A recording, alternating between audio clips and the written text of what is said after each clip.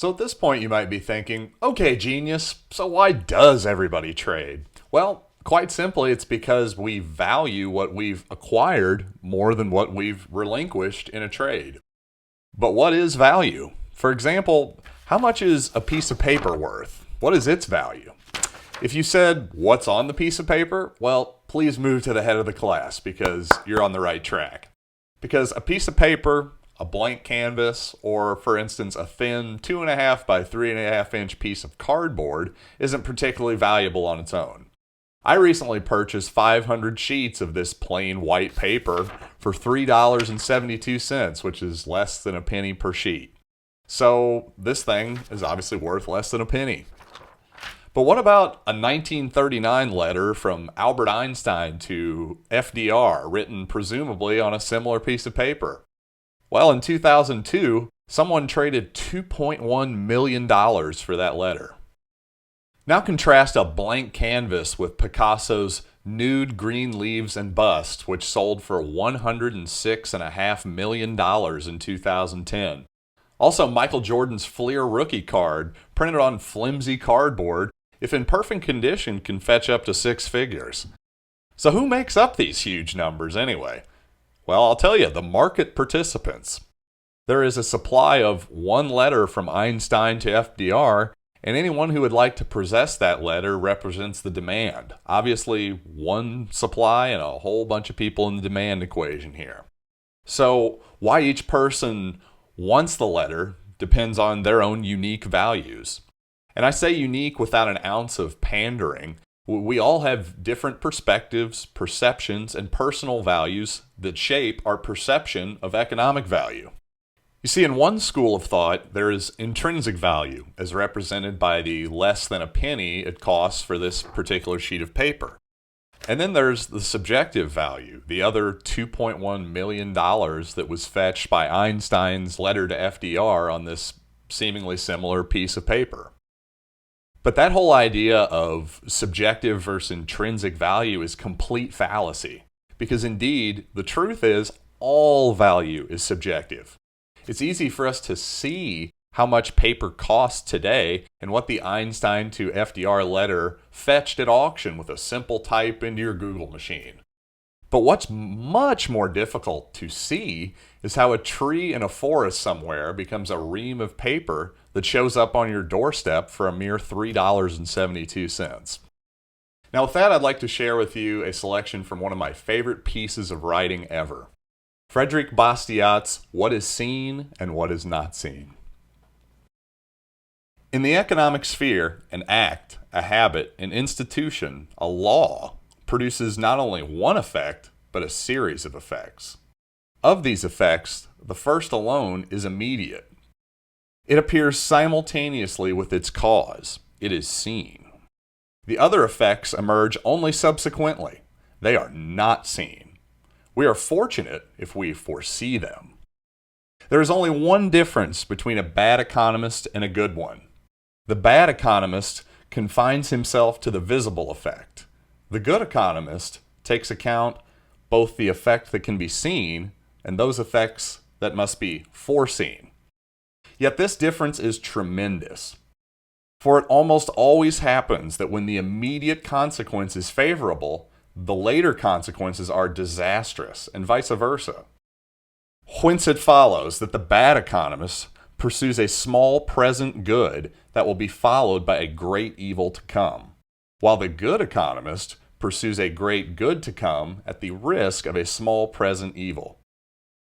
Now, the biggest unseen economic variable is the amount of inputs, which are people and transactions that are involved in making any good or service possible.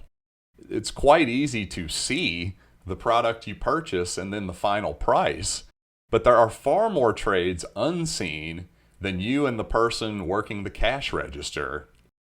Naturally, this holds true even if you never see nor talk to another human being, as is often the case in modern trade.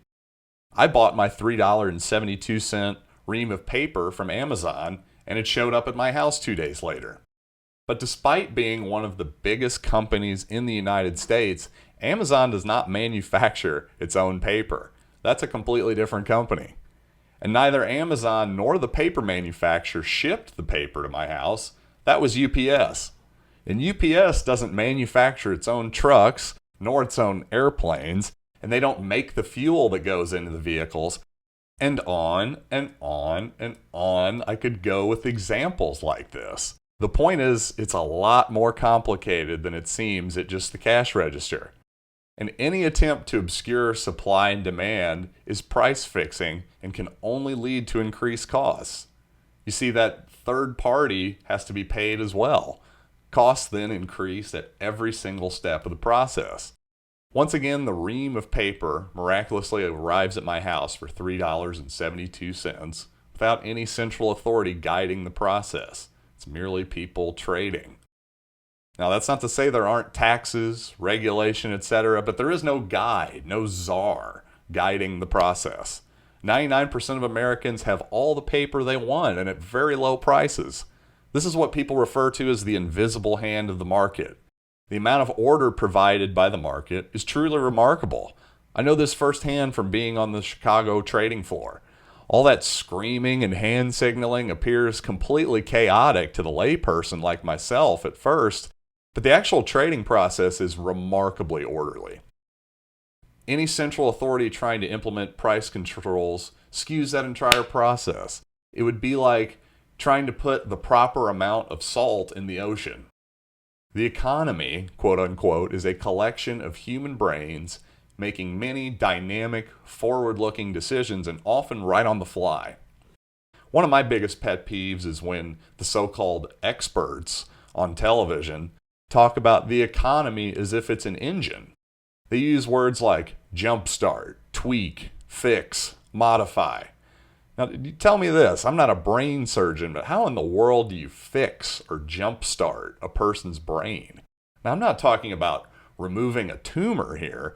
There are people who have various mental maladies, and you can't just tinker with the brain like it's a motor and expect to fix it. In order to realistically change people's values with their consent, you have to change their mind, figuratively, not literally. That's with persuasion. Any central authority interfering in free trade is merely some people imposing their subjective values on the rest of us by force. Even putting the morality of that aside, people's own relative value of their various values change over time. How you value your time, for instance, changes as it dwindles and you get older and hopefully gain knowledge and wisdom. See, the market is dynamic because we're dynamic. We are the damn market. Now, here's the thing. You cannot force people to have equal values nor to value the same things equally. Now, did you get that? Let me say it again for emphasis. You cannot force people to have equal values nor to value the same things equally. And with that, on to the next one, as Jay-Z likes to say, where we answer, among other questions, why is money valuable? Find out next.